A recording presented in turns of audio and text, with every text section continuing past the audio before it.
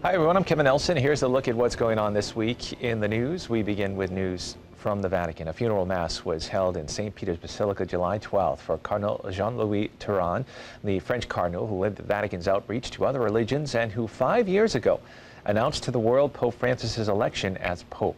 Pope Francis attended the funeral mass and officiated over the rites of final commendation. Cardinal Angelo Sedano, Dean of the College of Cardinals and former Vatican Secretary of State, celebrated the funeral mass. In the congregation were members of the College of Cardinals, the Diplomatic Corps, Vatican officials, dignitaries, and guests, including those of other faiths. Cardinal Tauran, who had been living with Parkinson's disease, died July 5th at the age of 75 in Hartford, Connecticut, where he had been receiving medical treatment. The Cardinal was Pope St. John Paul II's foreign minister, served under Pope Benedict XVI as prefect of the Pontifical Council of Interreligious Dialogue, and as Camerlengo under Pope Francis.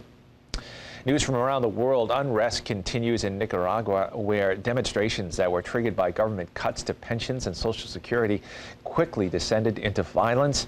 Protesters who are demanding President Daniel Ortega resign have been clashing with government forces, and the Catholic Church is trying to mediate between the two groups, but has also come under attack, including a recent assault on an auxiliary bishop.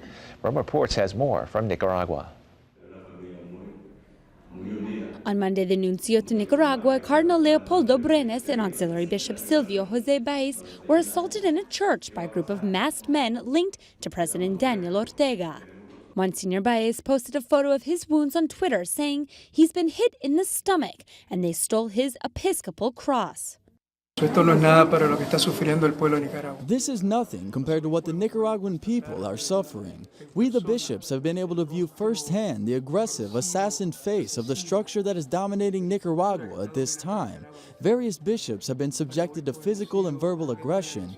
Everything can be prevented when we reason, when we act in goodwill, when we look for peaceful solutions. But through violence, everything heads for a dead end. Thus, the Church's calling has always been against violence and aggression toward anyone or anything. Since April, the military and supporters of Daniel Ortega are oppressing peaceful protests. Although 309 people have died and thousands have been injured, the public continues to demonstrate and block streets. The Church is offering to mediate, but the government says it will not negotiate with the opposition until protests cease. Meanwhile, the Cardinal and Nuncio are traveling to the most sensitive areas to calm the tensions. On June 21st, they stopped a massacre by going through the streets with the consecrated host. We've seen in the two wars we've had, where more than 50,000 people died, but there were armed people. It was one armed group against another armed group, but not in this case. It is against people who are walking down the street without a gun or someone behind a barricade, maybe with a mortar. So this is much more intense than a war. The Pope has publicly called for prayers for the restoration of order in the country. In news now from around the country, 2018 marks the 50th anniversary since the first National Black Catholic Clergy Caucus meeting in 1968. The annual gathering will be celebrated this year on July 28th through August 2nd in New Orleans, and will also jointly celebrate the founding of the National Black Sisters Conference.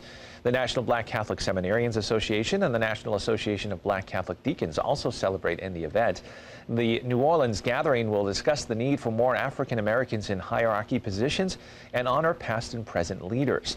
The joint meeting will reflect on the role of African Americans within the Church and come together in mutual support to discuss the needs of the Black community and ways to help Black Catholics become more engaged in the Church.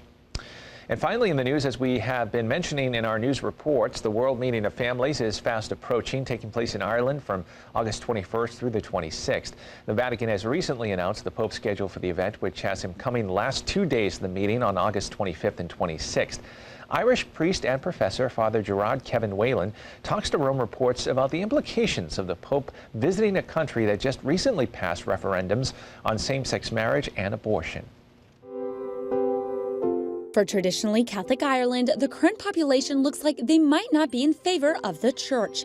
However, Irish priest and professor at the Gregorian University, Gerard Whelan, says this is not necessarily true, but rather a result of centuries-old history.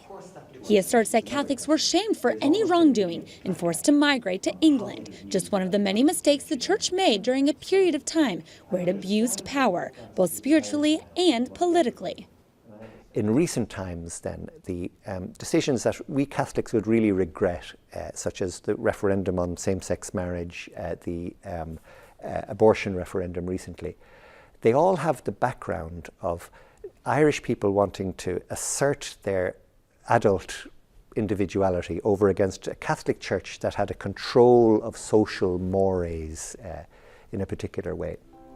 In a 2016 census, 78% of people identified as Catholic and less than half practiced weekly. Despite these numbers, he said shock is still the reaction to the most recent referendum, legalizing abortion.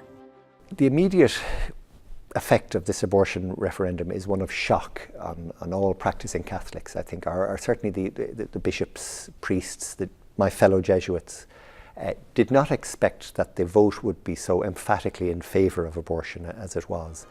Yet with the Pope coming to Ireland in August for the World Meeting of Families, this Jesuit professor says many are feeling one emotion for the upcoming visit: awkwardness. So we are in a state of some disarray in the Catholic Church in Ireland, even in these months after the abortion referendum. So there's an awkwardness to hosting this international meeting on families and hosting the Pope. The Pope knows perfectly well that this is a frontier situation of cultural change in Ireland, of decline of the Catholic Church in various ways. He's perfectly happy just to launch into such a situation and to do what he can. By the way, the World Meeting of Families just recently announced that all 500,000 tickets have been booked out for the closing Papal Mass in Dublin's Phoenix Park. Well, that is all the information we have for you this time. I'm Kevin Nelson. Don't forget, you can keep up to date on Catholic news throughout the week with Catholic Newsbreak right here on the Catholic TV network.